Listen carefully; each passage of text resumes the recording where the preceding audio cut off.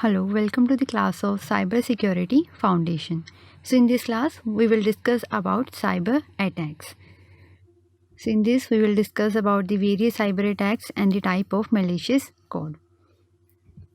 So these are the type of attacks like advanced persistent threat, backdoors attack, man-in-middle attacks, and the SQL injection attack, denial of service attack, the spoofing and phishing. So these are the type of attack. Let's discuss about these. First one is Advanced Persistent Threat (APT). So it is a network attack in which an unauthorized person gain access to a network and stays there undetected for a long period of time. So here the intentions of the APT attack is to steal data rather than to cause damage to the network or the organization. Next one is backdoor attack. So it is a method of bypassing normal authentication and gaining access to the operating system or the application. So these backdoors are created during the development of an operating system of the application by the programmers, and the backdoors are removed when the product is ready for shipping or production.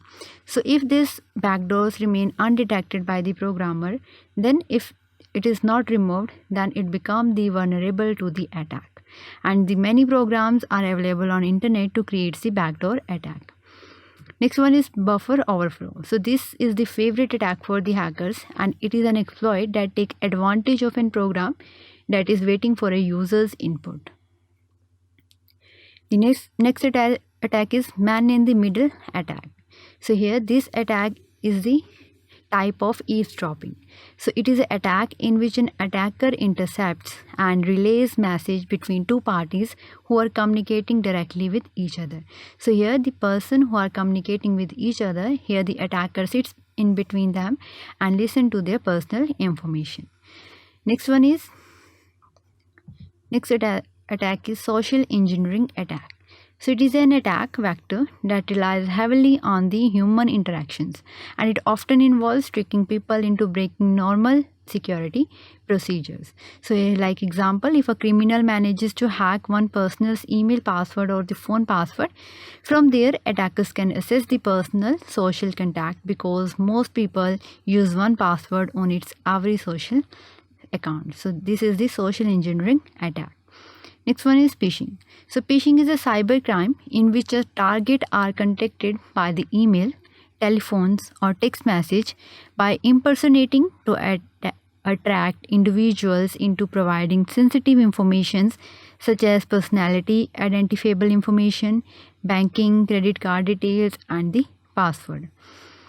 The next attack is spoofing. So spoofing is a type of scam where an intruders attempts to gain unauthorized access to a user system or the information by pretending to be the user. So here also attackers act as the impersonating and attack the systems or get the information from that user's system.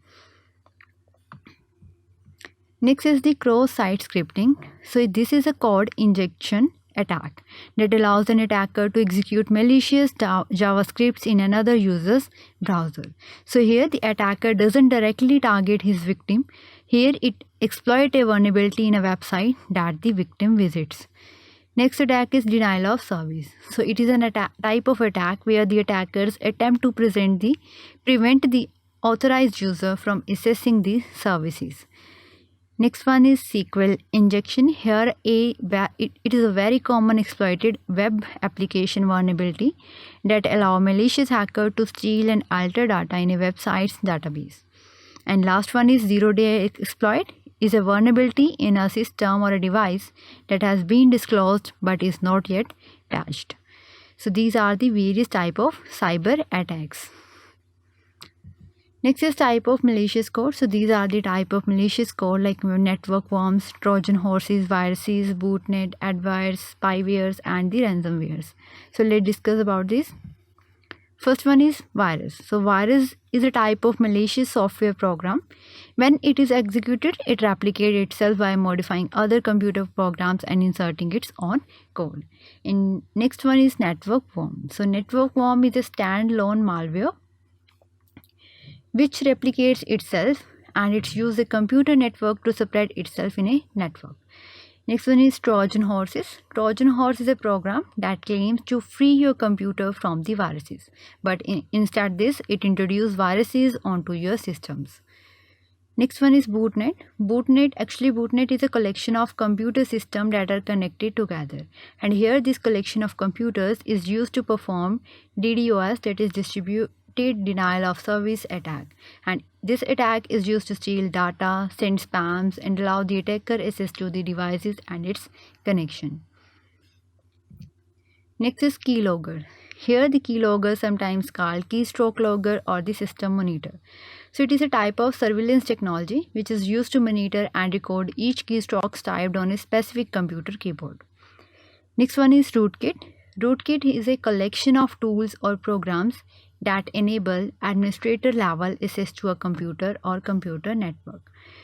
And last one is spyware. Spyware is a software that is hidden from the user in order to gather information about the internet interaction, keystrokes, passwords, and other valuable data. The next malicious code is adware. Here the adware is designed to display advertisements on your computer and redirect your search request to advertising website to collect marketing data about you. Here adwares can also collect your personal information, browsing history, and much more. And last one is ransomware. Ransomware is a type of malware that prevents or limits users from accessing their system, either by locking the system screen or by locking the user's files. And if you want to unlock your user files or the system screen, we have to pay a ransom to the attacker. So these are the various malicious codes and the cyber attacks. So this is all about cyber attack. Thank you.